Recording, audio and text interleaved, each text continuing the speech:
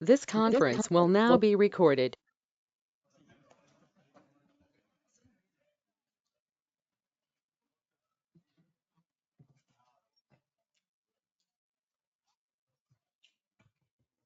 Good afternoon and welcome everyone. The time is now 12:02 p.m. We will call this meeting to order. It has been duly posted as required by state law, and we will begin with our roll call, please.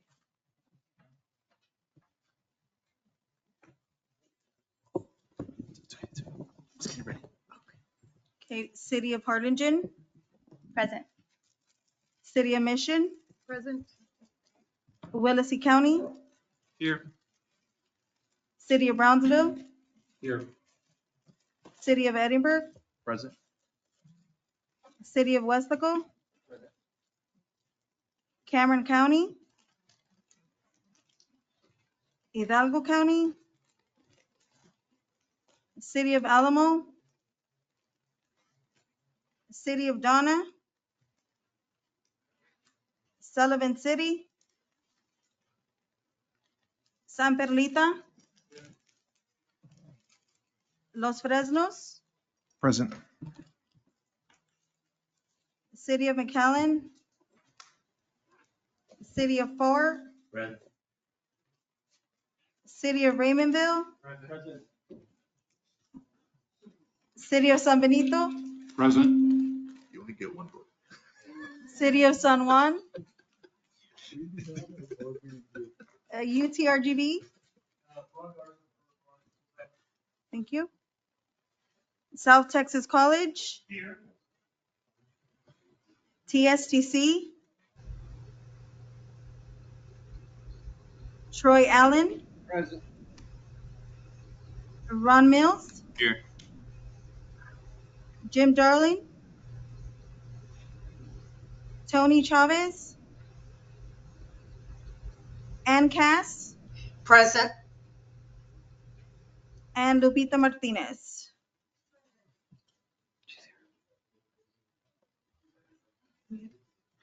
Yeah, quorum.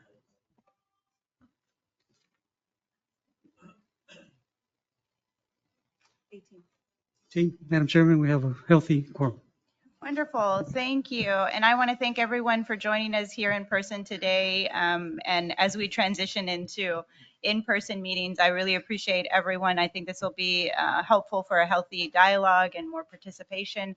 And so again, we thank you. We know there are a lot of other events happening right now, so it was a choice whether to be here. So I appreciate everyone being here today. So with that, will we all please rise as Manny leads us in our invocation?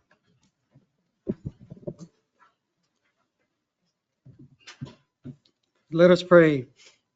Heavenly Father, we begin this meeting by giving you thanks for the opportunity to gather here today. Merciful God, you remind us of your word, of your words that you always with us and will never leave us. You are the place where we can find refuge, comfort, and peace.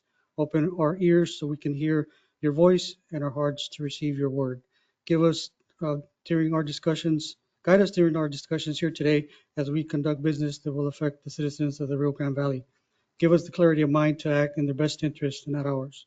We pray that this meeting is successful, productive, and blessed. Almighty God, we give you the glory of what we accomplish. In Jesus' holy name, amen.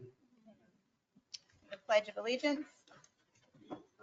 Allegiance to the flag of the United States of America and to the republic for which it stands, one nation, under God, indivisible, with liberty and justice for all.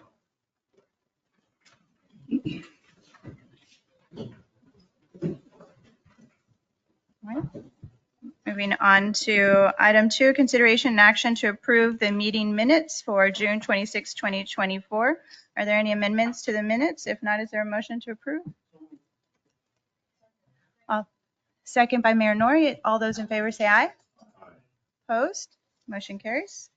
Item 3, we have public comment. No public comment. Okay. And item 4, ma'am. Yes, ma'am. Under administration, item 4, we have a presentation of Art Gallery of South Texas, Ms. Jennifer Oliva. Please, by the podium, please.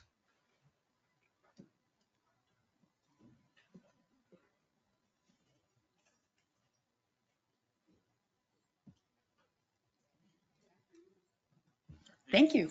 Good afternoon. There was I submitted some slides. I don't know if you, okay, perfect.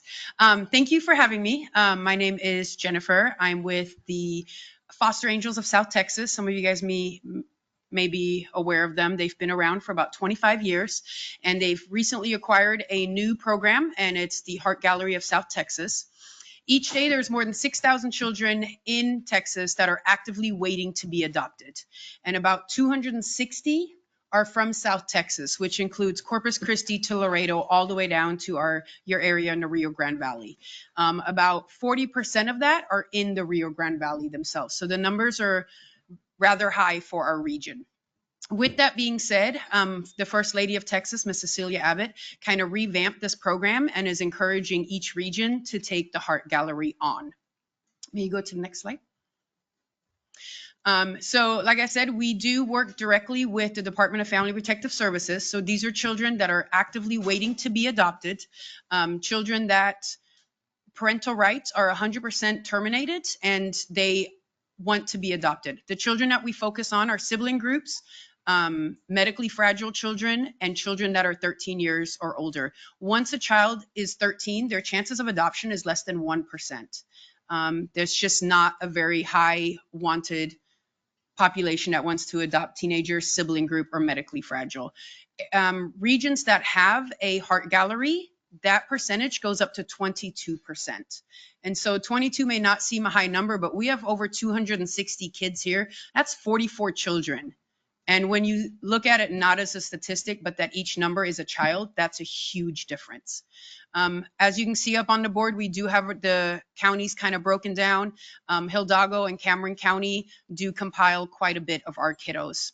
Go ahead, next slide, please. So I come here, we've met with Mayor Norma, and she's been working with us. And what we're asking is how we can work together with government officials to help us get the Heart Gallery out. So what the Heart Gallery actually is, we meet with our children, we get to know them, we come up with bios for them, they look at their pictures, and we get professional photographers to take these pictures, and then we display these. So if you guys have flown in or out of the Harlingen Airport, we have a permanent gallery up at the Harlingen Airport right now. We're working on McAllen, we're working on Corpus Christi and Laredo. But what we need is we need the support of our government officials to help us get these galleries in front of people. The more people that can see these faces and realize that they're not just numbers, but that each number is an actual child with a story and a wish of being adopted, the more success we can have on getting them. I have some examples of galleries up there. They can be anywhere from our permanent gallery. The long top picture is at the airport, as I mentioned. We have them up in restaurants. We also do events, as you can see in the bottom right photo. We'll go to 5Ks. I know we were at the Whataburger 5K here recently in the Valley. But we need those opportunities. And because we want to spend the majority of our funds on our actual children, we are looking for opportunities that don't cost us thousands of dollars to display these portraits. So that's one thing we're asking for. One thing we've done in Harlingen is we've come up with a proclamation of support. We would love to do that with each and every one of you so that we can show the community that we're working together, that this is not just a Cameron County problem. This is not just a Nueces County problem. This is not a Laredo problem, but this is a South Texas and statewide initiative. The children are from here and we want to keep them here. We want to continue working on that. And then the last thing, I want to be respectful of your time, is that we do have annual events. November is National Adoption Month, and we have annual events where we kind of refocus on our efforts. And we do have some dates up there for different areas of the region. We have McAllen that tentatively is November 1st, but Harlingen and Brownsville are locked in for the 5th and 7th, and then up in the northern part of the region, Laredo and Corpus. We would love to have you guys join us for those, maybe do a proclamation at those events, work with those, and get our communities really behind and support these kids. Like I said, 6,000 is a large number. 260 are right here. Those aren't the children in care, but those are the children who are actively wanting to be adopted. once the child is placed in a home with intent to adopt, we take them out of the heart gallery. We really only focus on those that want to be adopted and are actively seeking. So that's what we're asking here today is we're asking for collaboration, participation, support for our most vulnerable population. These children are in this situation by no choices of their own. This is all because what has been done to them by choices of others. So we brought some goodie bags. If this is something that interests you, please grab one. Brisa right here is my coordinator in the Rio Grande Valley. I'm housed out of the northern region. We're available here. We also, like I said, we're part of Foster Angels. Most of you guys know she does an amazing job down here. Reach out to us if it's something you're interested in. We would love to collaborate. And I appreciate your time. Thank you so much. Thank you, Jennifer. I also just want to encourage everyone here, maybe you can provide Manny a copy of the proclamation that we did in Harlingen so we can share with the mayors, make it easy for them. I think when we make it easy, it's easier for us to get it on the agenda. It's really something that everybody can support.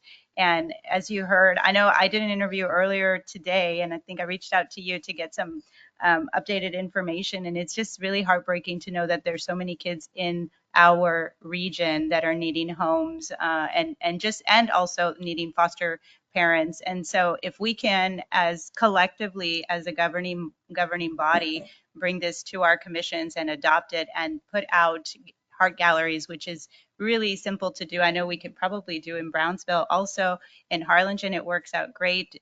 People coming in, whether they live in Harlingen or they're here for business or going to the island or going to Brownsville or Hidalgo County, they pass through there, and I think it makes an impact. And what I learned recently from Jennifer is that the kids that are in the Valley International Airport are from our community, like literally in Harlingen, and those kids have expressed interest of, we want to be displayed and we want a home. And I thought that they would be kids from another area because of the fact that not wanting to have that in, publicly displayed, but they really want homes. And so what we can do to support them, I think that we should do at the county level, at the city level, and everyone else that's part of the membership. So you wouldn't mind Yes, sharing that, and absolutely. he can send it to the membership. Yes, no, I appreciate that. And just to, reemphasize, we work with our kiddos one-on-one, and they're aware of what we're doing and they want this effort. And so a lot of our kiddos don't want to be displayed in their hometown, but we have found out that in the Valley, they want to be displayed here because they want to stay here. They're proud of being from the Valley and they want to stay here. They want to stay in their schools. They want a family from here. We don't always see that. Corpus kiddos are like, don't display me. I don't want my friends to see me. But the Valley kiddos, they're proud to be from here and they want to stay here. And so when we have displays in the Rio Grande Valley, it is actual children from the Rio Grande Valley. Thank you for your Thank you hard so work. much. Appreciate it. Thank you, Ms. Oliva. And again, for the board members, if you would like to highlight an organization or a program in your jurisdiction, bring it to this board, by all means, reach out to me.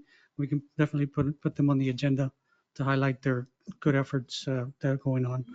Before I move on to item B, just wanted to let everybody know, even though I want to echo the mayor's sentiments here and thank everybody for joining us in person. Moving forward, this is going to be our norm. But with that, we are going to be mindful, such as today. I know we have the next presenter and a couple of my staff that are sick due to the rampant COVID, I guess, situation going on, or just the cold. So we're going to be mindful of that. And for those that are unable to, we'll send in the case by case individual link so you can join virtually in the future. So just wanted to let everybody know, make everybody aware of that. So the next action or item is the presentation and consider action regarding the 2023 annual audit. And we have Ms. Melissa Gonzalez, which she's joining us online to present.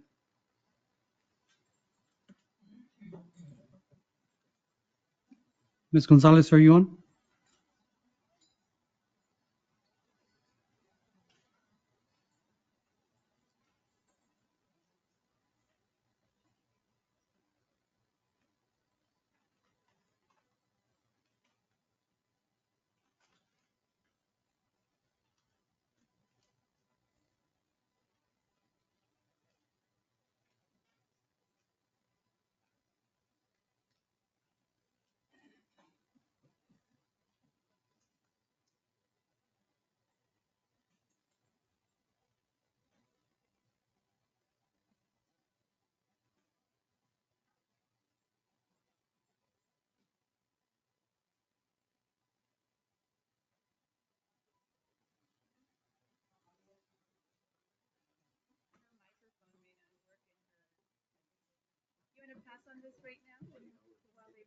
Yeah, we can postpone it to later. Hopefully we can get the mic. If not, we'll get it on the phone.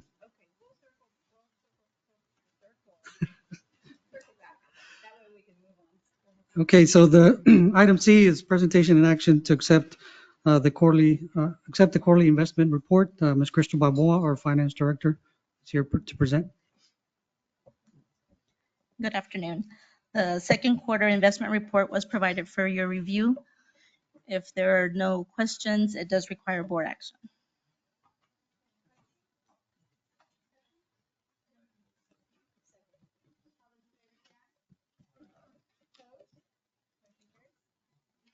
Thank you. The next item, item D, executive director's report. As always, I want to take this opportunity to present to you all new staff that have recently come on board since late. Oh, I'm sorry. Yeah, getting ahead of myself. The next item. Next item would be item D, consideration and action to approve the letter of support for TxDOT passenger rail route inclusion in the Federal Railroad Administration Corridor Identification and Development Program. Mr. Javier Dominguez is here to present. Thank you, Manny. Good afternoon, gentlemen and ladies of the board. Like Mr. Cruz said, my name is Javier Dominguez. I'm the executive analyst of the Lower Rio Grande Valley Development Council, for those who may not be aware of my name. I'm here today before you to ask about, to bring awareness that in both the FRA's Corridor Identification Development Program and the Long Distance Corridor Study, in neither maps and neither studies that they completed did they include an extension from Central Texas to the Rio Grande Valley. And so that being said, if we don't advocate for ourselves, how can we ask them to include us in their plans moving forward?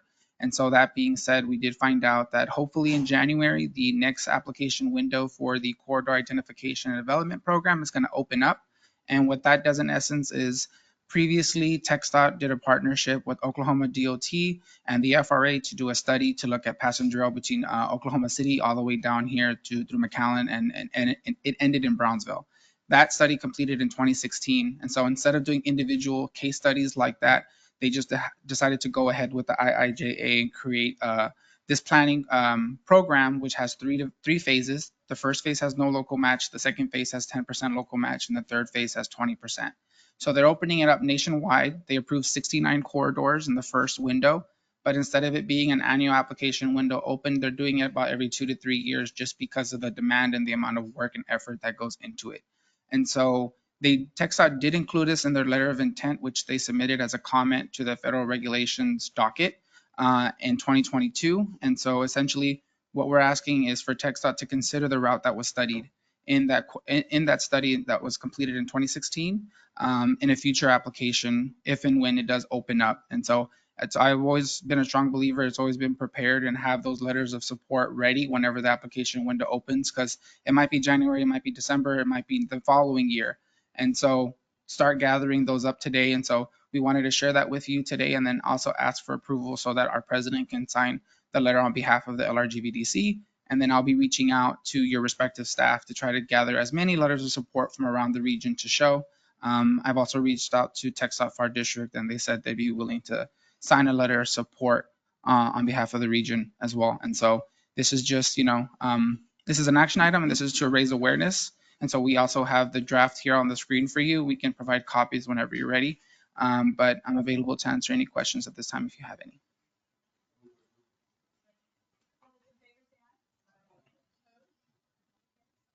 Thank you. Okay, now moving on to item E, executive director's report. Again, like always, just wanted to introduce new staff that has come on board since late June. That's the last time we had our board directors meeting. And so we did have quite a bit since then. In June, we brought on board Mr. Rivera, Mr. Reyes, and Ms. Gonzalez. They are stationed at Valley Metro. In July, we brought on Ms. Torres at Valley Metro, Mr. Navarro, Homeland Security and Criminal Justice, and Ms. Dueñas. She applied and transferred from AAA to our RGV 911 district. In August, we have Mr. Soto, Mr. Villarreal, Ms. Sanchez, and Mr. Gomez. First one, Mr. Soto, is a AAA, and the other three are Valley Metro drivers. So we welcome them aboard. Hope they enjoy their stay here at the LRGVDC. So the next item that I have is the update on regional news, funding opportunities, training, and legislative updates. The first item is A, discussion and possible action on future LRGVDC board meeting schedule. As you know, we're transitioning to in-person, so just wanted to, me and the mayor agreed to put it on the agenda up for discussion for the board members to see if there was any, issues, concerns that they wanted to discuss. And so, and specifically, I do want to bring up what I did earlier. There'll be some certain situations where you might not be able to join us because either you're ill, such as some of the people that are online right now.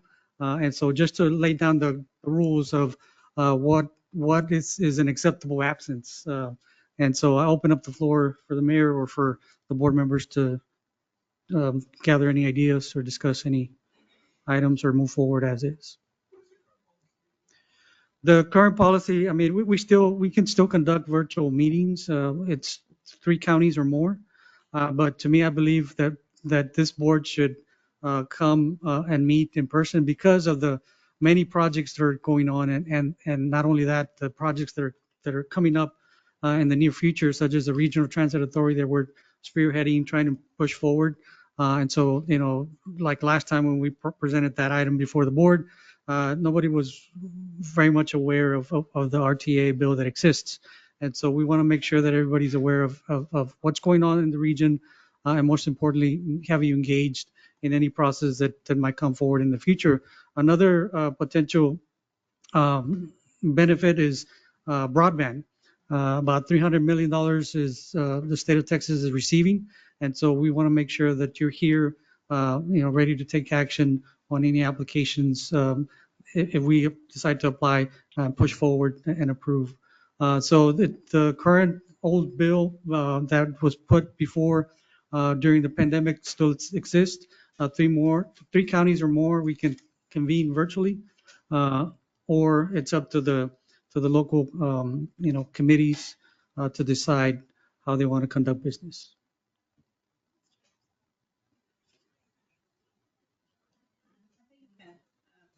It's a lot of the same familiar faces here today, so we appreciate you. There we go. A lot of the same familiar faces here in the room today, and some newcomers and some additions to the board. I guess the executive board talked about the benefits of having an in-person meeting. I do think that it works well, given that the majority of us will continue to stay on to the next meeting in the MPO meeting. So it works well. It's a great location, but we also want to be flexible.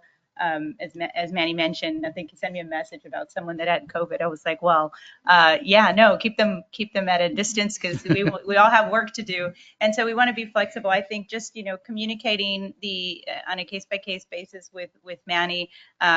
Obviously, if you are out of town, out of state and want to participate and there's something on the agenda, then we should make those exceptions. We're traveling and we representing our communities and want to also be here. I think that those are valid reasons. I know some people travel further than others if there's conflicting times because you have a commission meeting or a city meeting or something. I think those are things that I think that we should give the discretion to Manny to kind of manage that. What do y'all, right? Okay.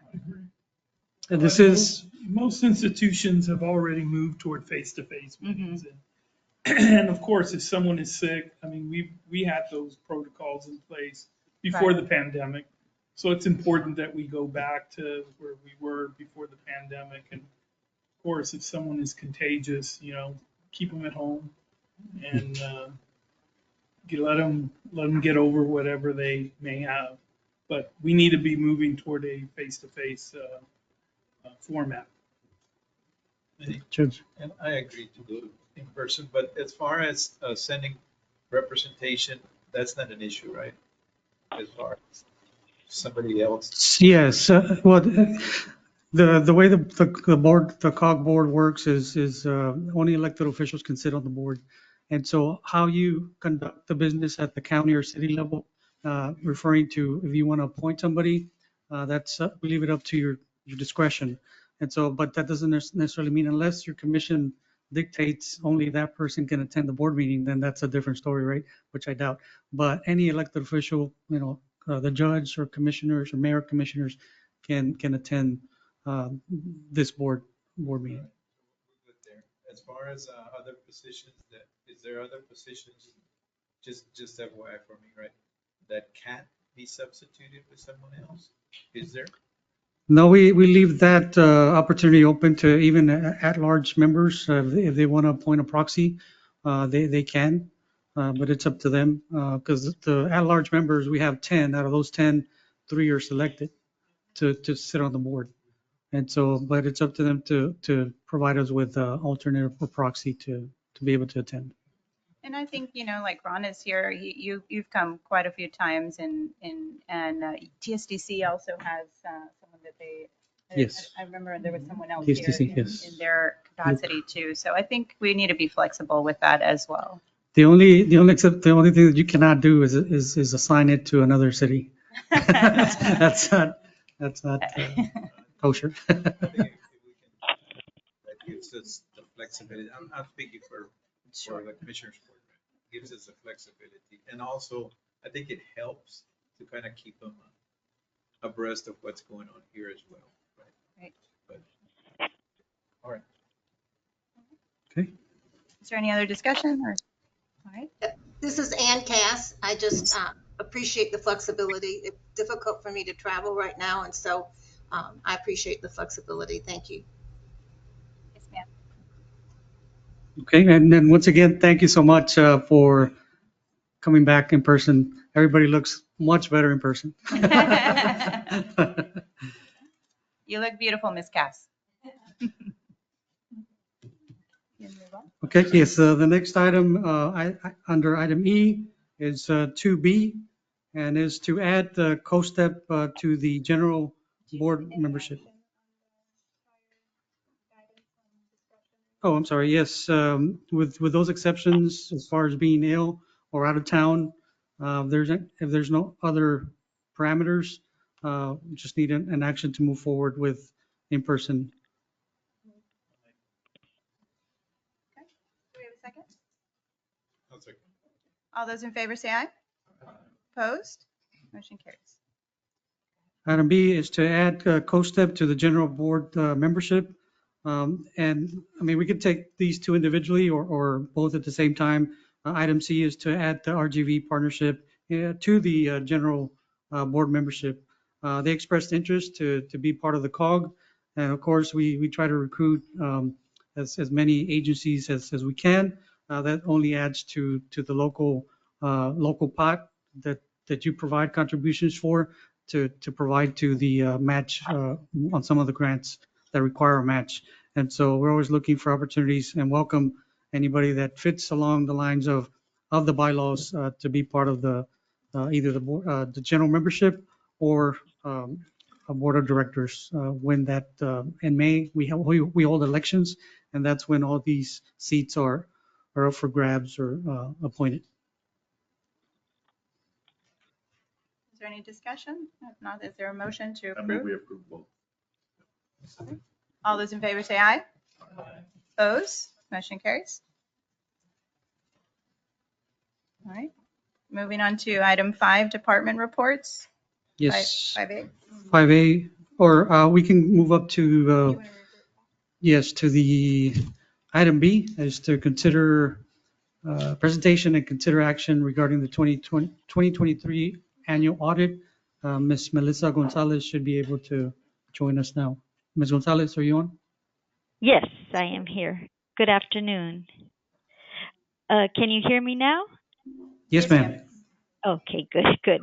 Good afternoon. I am Melissa Gonzalez, and I'm the auditor from Oscar R. Gonzalez CPA and Associates PLLC, and I would like to present the audit for the year ended December 31st, 2023. If you could go to page 1 of the audit, the very, very first paragraph that has in bold opinions.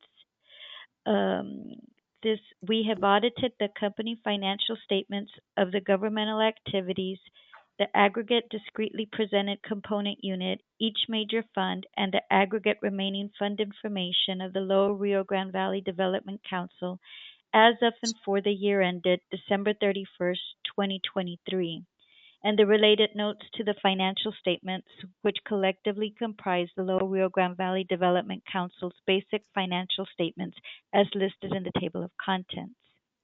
In our opinion, the financial statements referred to above present fairly, in all material respects, the respective financial position of the governmental activities, the aggregate discretely presented component unit, each major fund, and the aggregate remaining fund information of the Lower Rio Grande Valley Development Council as of December 31st, 2023, and the respective changes in the financial position thereof for the year then ended in accordance with accounting principles generally accepted in the United States of America. Basically, what that means is that you got a clean opinion in us performing our audit procedures on your financial statements. We did not find any material issues. Everything was in compliance. The same opinion is on your major programs. In our testing and what we did on the major programs, everything was found compliant. Mrs. Crystal Balboa and her staff do an excellent job. They keep your financial records. They maintain them very well, and they meet compliance. So that is the main thing I do want to emphasize is that you do, considering the amount of grant, federal and state grant monies the council has, they do a very good job. If you could go to page 16, this is just the statement of revenues, expenditures, and change in fund balance for the year ended December 31st, 2023, and the total federal grants that were received was 9,682,441. The total state grants was 17,719,246. Your local revenues is 5,147,250. So this gave you total revenues of 32,548,937.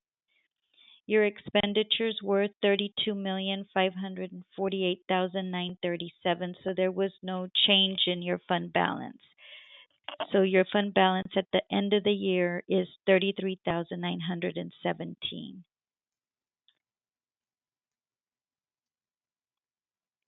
If you could go to the page 11 in your packet. This is your statement of net position at December 31st, 2023. And your total current assets were 24,889,840. Your total non-current assets were 21,764,157. So this brought your total assets to 46,653,997. In liabilities, the current liabilities were 25,185,657, and your total non-current liabilities were 1,077,540. So that gives you total liabilities of 26,263,197. Your net position is what is invested in capital assets is 20,356,883, and your unrestricted is 33,917. So this gives you total net position of 20,390,800.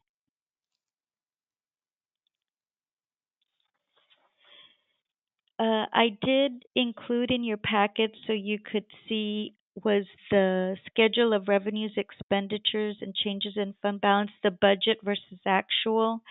and the main focus on that was what was budgeted for total revenues was 38,766,329. That's page 31, and the actual what was received was 32,548,937. So there was a difference in what was expected to come in grants versus what did come in. And the expenditures reflect the same thing. And that would be on page 32.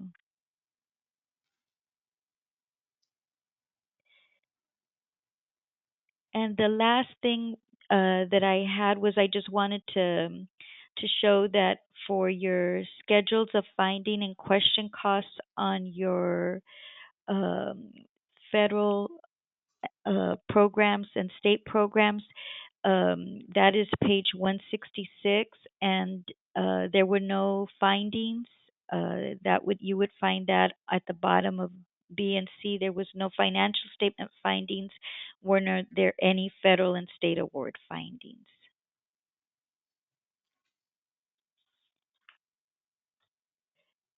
That is basically my presentation, unless there's any questions.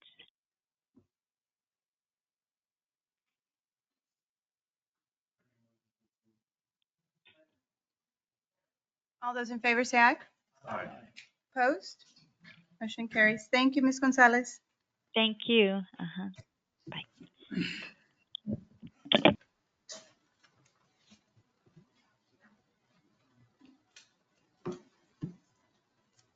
Do you want to move back to Yes, ma'am. 5A? Item 5, department reports. A is Community Economic Development. Ms. Melissa Gonzalez. Not the same Not Melissa the same. Gonzalez that was on the phone. Good afternoon, everybody. My name is Melissa Gonzalez. I am the Assistant Director for the Community and Economic Development Department. And today I've got 2 action items that I need approval from y'all. The first one is to approve 2 more memberships to our RGVDC board committee.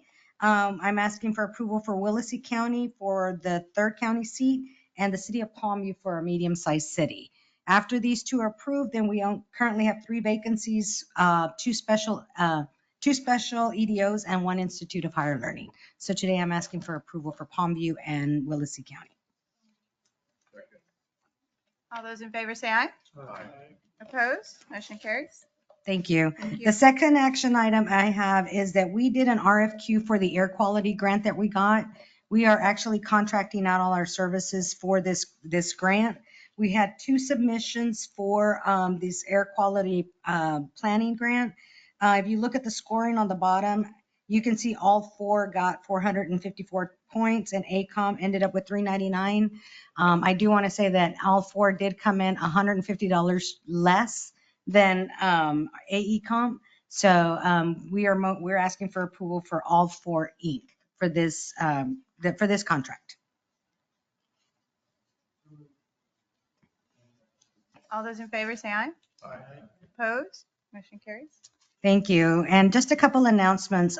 First and foremost, I just want to tell you that we had a really good first annual Regional Small Cities Conference, Coalition Conference on the 25th of July. We actually had 57 attendees, and we actually had 9 sponsors.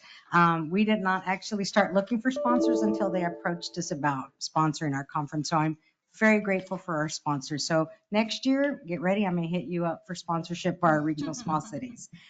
Second announcement I have is the CEDS, our community economic development strategies, are needing to be updated and turned into EDA by the end of this year.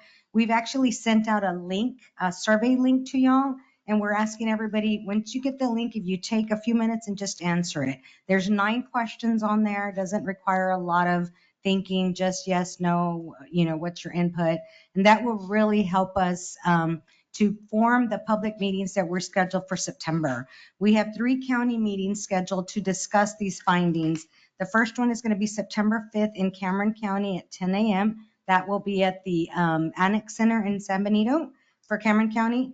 Then we're going to be at Willacy County that same date at 1:30. We're going to be at the Judges Chambers in Raymondville at Willacy County courthouse.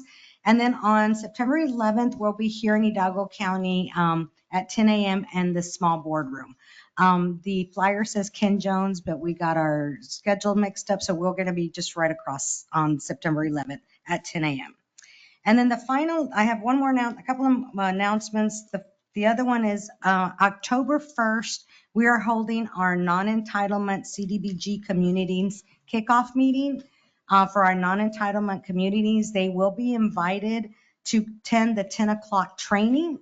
And then at 11 o'clock, we are going to request, I guess they can stay for their award ceremony, but at 11 o'clock, we will be awarding the CDBG funds for this coming year.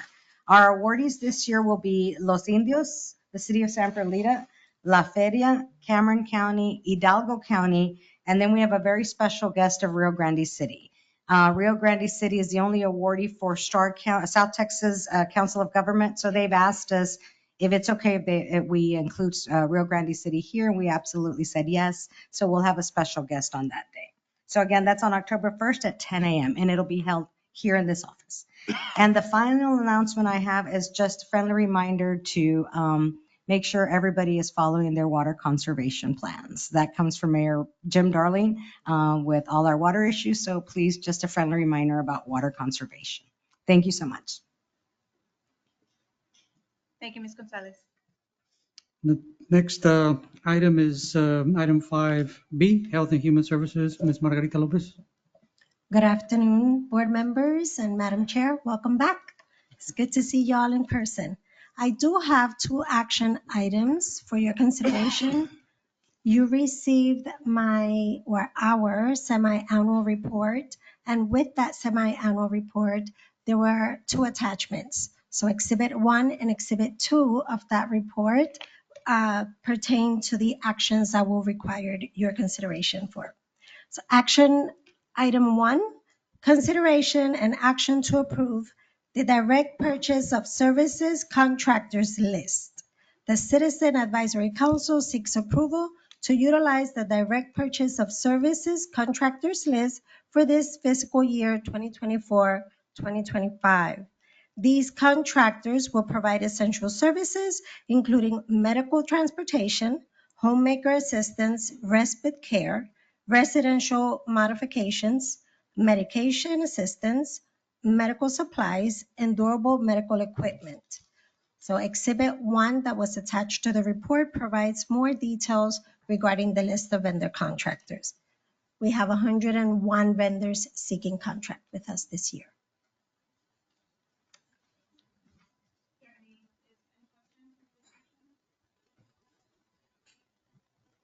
A motion to approve item 1. There's a second? Second. All those in favor say aye. Aye. Opposed? Carries. And we have item D2. Thank you. The Citizen Advisory Council requests consideration and action to approve the list of subrecipients providing services under the Older Americans Act, services under Title III. The subrecipients will provide services such as congregate meals, home delivered meals, transportation, senior center operations, and caregiver education and training to seniors in Cameron, Hidalgo, and Willacy County. Please refer to the attached list, Exhibit 2.1.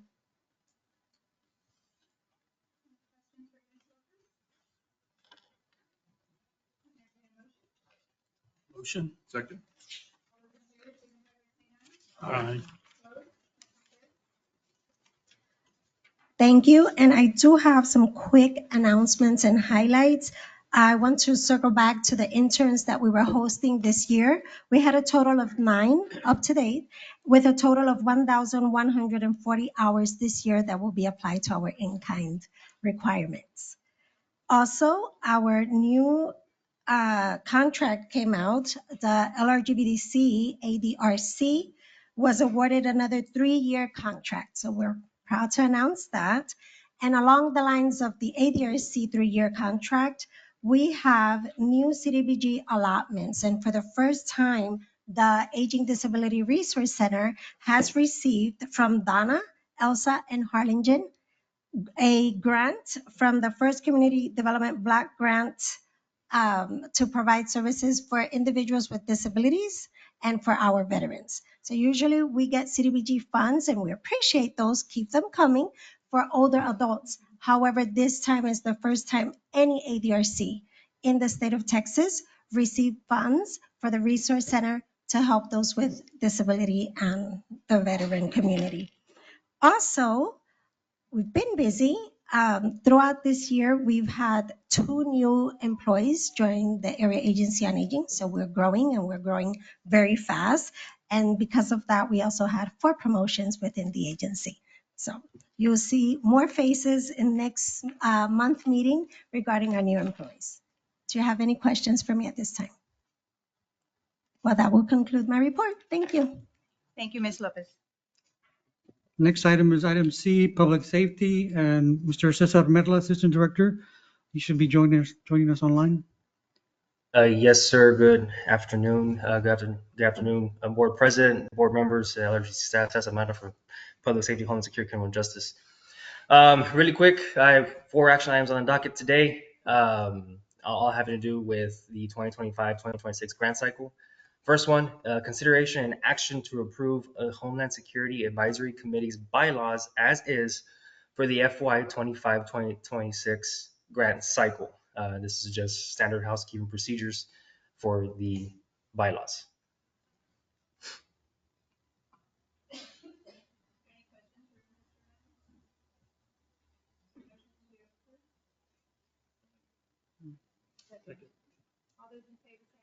Aye.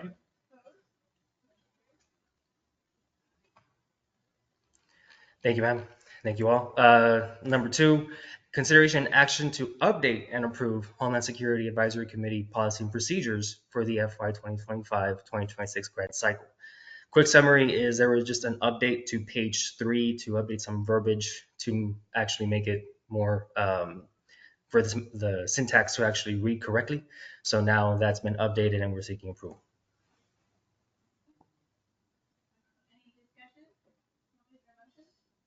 I'll make a motion. Aye.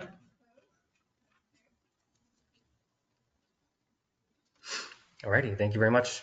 Item number 3, moving on to the Criminal Justice Advisory side. Consideration and action to approve Criminal Justice Advisory Committee's bylaws as is for FY 2025-2026 grant cycle, along the same lines as the first action item, standard housekeeping procedures.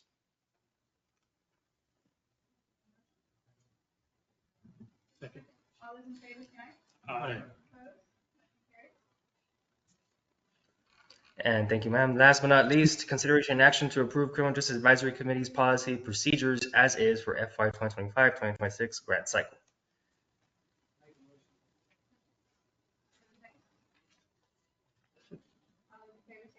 Aye. Thank you very much, all. Quick on the status report side, the program has been very busy since July. We've been going out and about to the community, also making our community safer.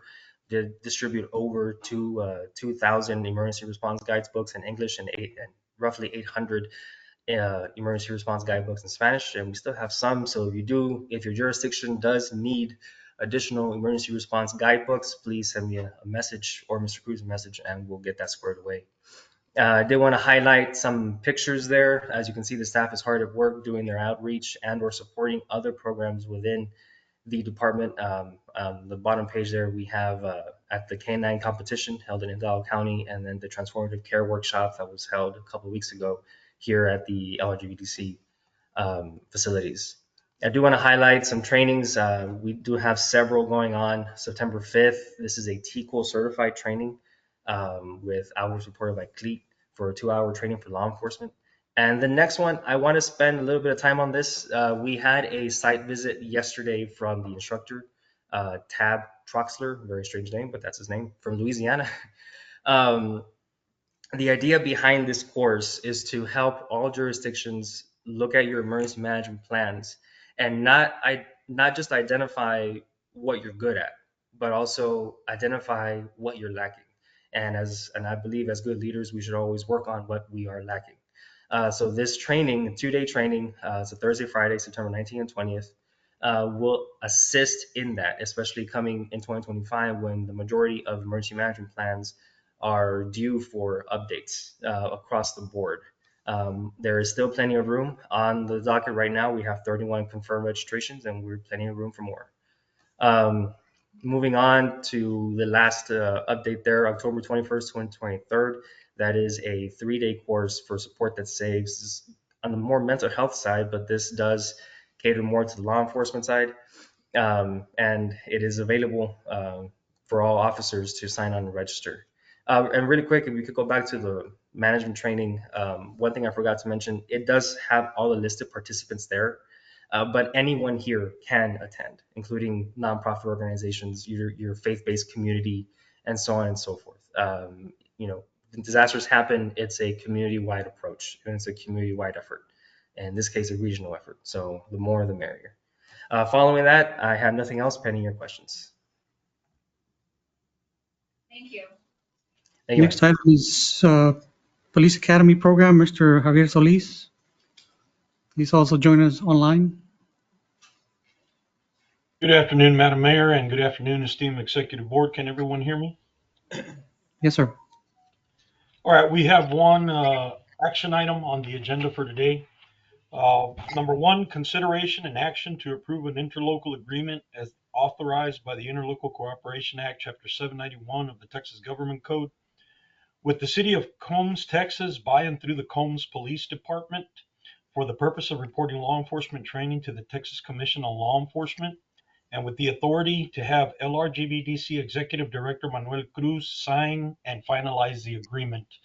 The purpose behind this interlocal agreement is to bring on board the City of Combs with the Combs Police Department.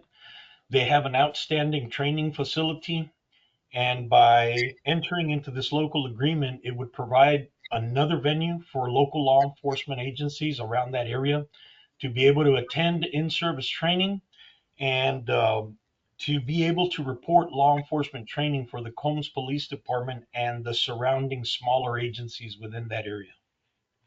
So we ask for your consideration and action to approve.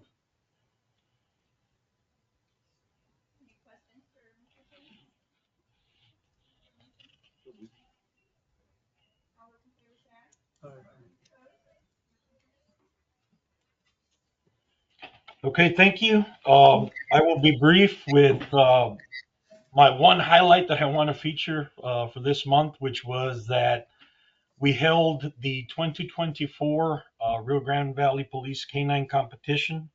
I want to thank Mayor Ramiro Garza and the City of Edinburgh. They were instrumental in being able to put that on. We worked diligently with the Edinburgh Parks and Recreation Department. Mr. Javier Garza there was phenomenal, and I think that his work needs to be commended along with his staff. They were instrumental in being able to put on that event.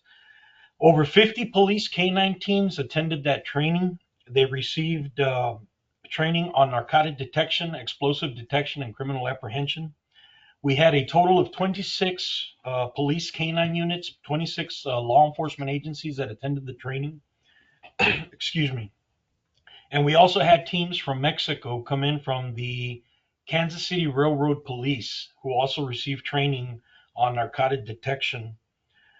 Plans are already underway for next year's event, but I want to thank everyone that was a sponsor. I want to thank everyone that helped with this event. To highlight how important these trainings are, since we hosted that training, we've had 5 success stories from canine handlers and their dogs that attended that training. Just here in the Rio Grande Valley, following the short weeks from having that training, we've already had 5 drug seizures that stem from this training.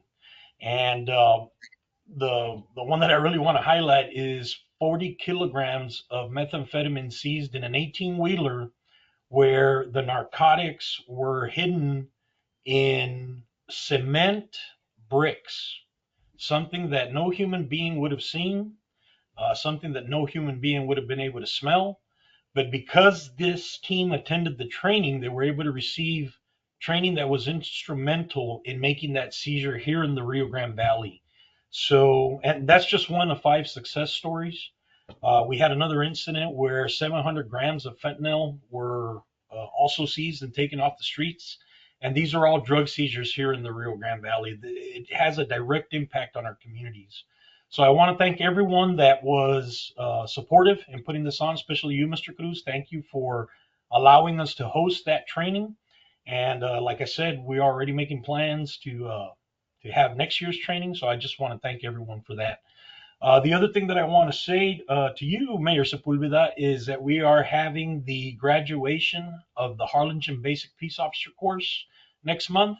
I'm going to be reaching out to your office, ma'am, to extend to you a personal invitation because I would really appreciate if I think it would be great for you to be there to welcome those officers onto the city of Harlingen.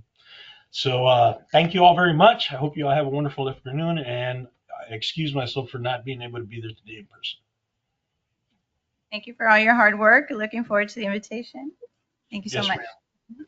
Thank you. Moving on is the Rio Grande Valley Emergency Communication District, Mr. Dennis Moreno, Assistant Director.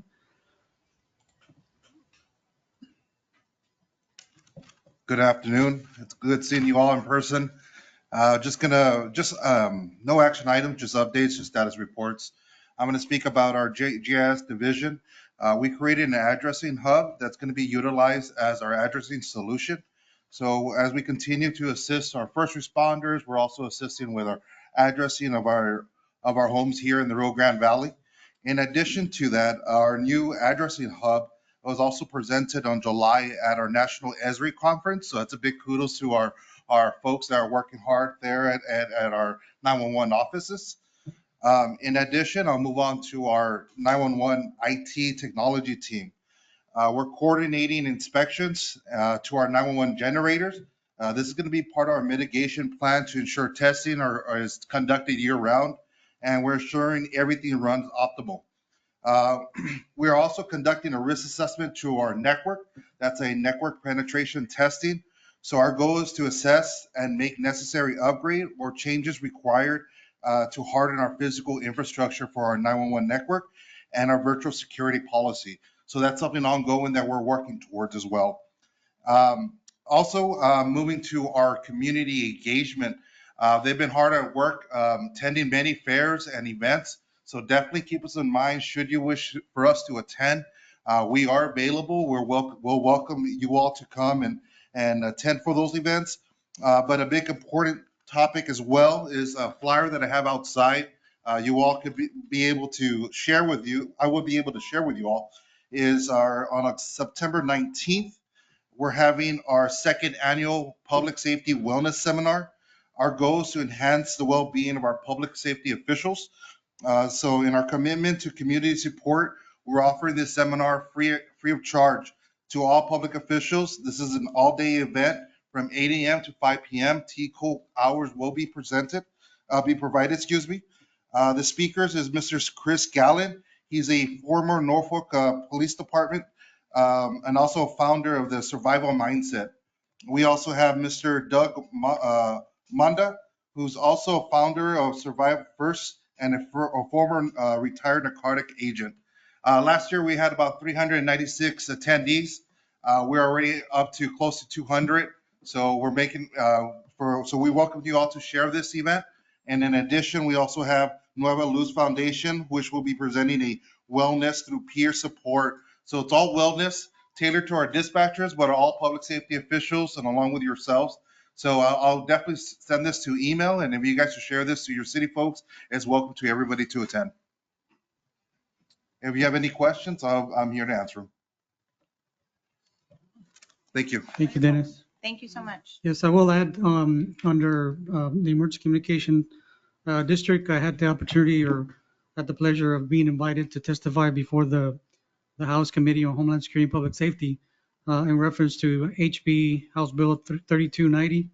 That's in relation to Next Generation 911 service fee, the rollout and implementation of the system, and the lessons learned. I took part, it was August 15th, and our Honorable Representative Guillen and Representative Canales are part of that committee. And so I had the pleasure of testifying before that committee and provide an update on our current status on our next generation, which is a digital 911 system that was implemented in 2021. So funding was provided. We received 2.6 million for our region, which encompasses Hidalgo and Willacy County, for the implementation of recurring costs of this system. And since it's an upgrade from analog to digital, it's more expensive. And so one of the lessons learned that I provided just information on was the recurring costs. We went from anywhere between 300,000 a year to 1.3 million, 1.4 million a year. So we're actively seeking and looking for grant opportunities and funding such as these to be available so we can receive them. And also leading the charge on trying to increase the 911 fee. Right now it's 50 cents. We're looking to possibly increase it another 25 cents just because of the cost of that it takes to maintain the system. And so that's going to be, hopefully in this legislative session, will be up for review and hopefully passed. If not, then hopefully the governor can give us another, some more funding. But we're actively, seeking that for future implementation. Okay, next item is transportation. Mr. Tom Logan. Yes, good afternoon. We have two action items. First item is consideration and action on review and approval of promotion of election day and get out the vote initiative with Valley Metro bus service. The staff is requesting board approval for the initiative to promote voter participation by providing free bus service during election day and during the early voting stage. Those presenting their voting card will board the buses for free. While boarding the bus, they will also have the opportunity to be exposed to public transportation, so we're using it as a marketing opportunity. We also are requesting authorization to request donations to do a comprehensive marketing campaign. As you can see here across the state and the nation, different transit agencies have taken this initiative. We just want to bring it down here to the Valley to promote Election Day. I think this is a fantastic idea. I was looking at the dates. You're going to have to get aggressive with those requests for donations. Did you have a plan in place to do that? We do. As soon as we live here, we're going to start calling people. On your way out, pick up your your office. I just, I think it's a great idea, and especially for, communities like mine, we rely on this type of transportation. The city doesn't have its own. I know Brownsville does, and Brownsville does an excellent job of getting out that message. And I think that I talked to Manny about that. I said, Brownsville's got it down. We got to really emulate what they're doing over there. And I only happen to be in Brownsville more, so I don't know if it's happening in Hidalgo County, but I think it definitely helps everyone participate in the democratic process. So I think it's a great idea. Is there any questions for Tom? All right. Is there a motion? All right. And second by Mayor Nori. All those in favor say aye. Opposed? Motion carries. Thank you. Second item, consideration and action to approve acquisition and overhaul of vehicles under the state and federal approved grants that the LRGVDC Valley Metro have received. We have identified over $2 million to overhaul buses and replace some of those buses. These buses have met their midlife and they're almost 400,000 miles. They do need new engines, new powertrains, TLC here and there. So we'll be investing on that. Is there any discussion? Not? Is there a motion? All those in favor say aye. Opposed? Motion carries. Real quick on our ridership report, we're over 741,000 riders for the year. So the system is very healthy. We're doing good. We continue to receive a lot of requests for more service. So we're entertaining that as we speak. Wonderful. Thank you. Thank you. Moving on. And next item is Program Valley MPO status report. Mr. Luis Diaz. Hello, good afternoon. Just wanted to give a quick update on our upcoming public involvement for our Metropolitan Transportation Plan and our Transportation Improvement Plan. That's our 25-year plan of projects and also our 4-year plan. So we're going to go ahead and start in September 9th, public involvement. We'll be closing off public involvement October 9th, presenting to our Technical Advisory Committee and our Transportation Policy Board in October for approval. As all items become available for promotional and posters and flyers and all of those things are going to be on our website on the news and events section. So keep an eye out for that. And that's all I have, unless there's any questions for me. Thank you. Thank you. All right. Does anyone have any for item 7, new or unfinished business? If nobody does, really, really quick, 2 items. Just wanted to advise everybody, let everybody know that on Thursday, August the 22nd, I attended I guess, one of the very first census meetings that has already taken place. And so, coming this coming census, we'll be participating, be more active, especially with our 911 district to provide the necessary data information that they need so that we could hopefully get everybody counted. And we'll coordinate with Cameron County, also 911, to make sure that that information is provided. So that is ramping up, and so if you receive an invite, by all means take part in those efforts because we really need to make the numbers count for the rally. And so second is just wanted to invite everybody that we're having our second regional mobility advisory committee, RMAC meeting that's spearheading the Regional Transit Authority Initiative. That's being scheduled, Javier, on September 5th. At what time? At 10 a.m.? Okay. And it's going to be in person, hybrid. And so we'll send you the invite if you haven't received it. Please participate in that. We need your feedback or for you to be aware of what's going on with that effort. That alone can have the potential to provide some more needed funding for Raleigh Metro, maybe triple the funding for that service so we can further expand those services throughout the 5-county area. So. Awesome. Thank you. Thank you all for joining us today. We are adjourned. Sir, I haven't told anybody about what I was thinking, the position.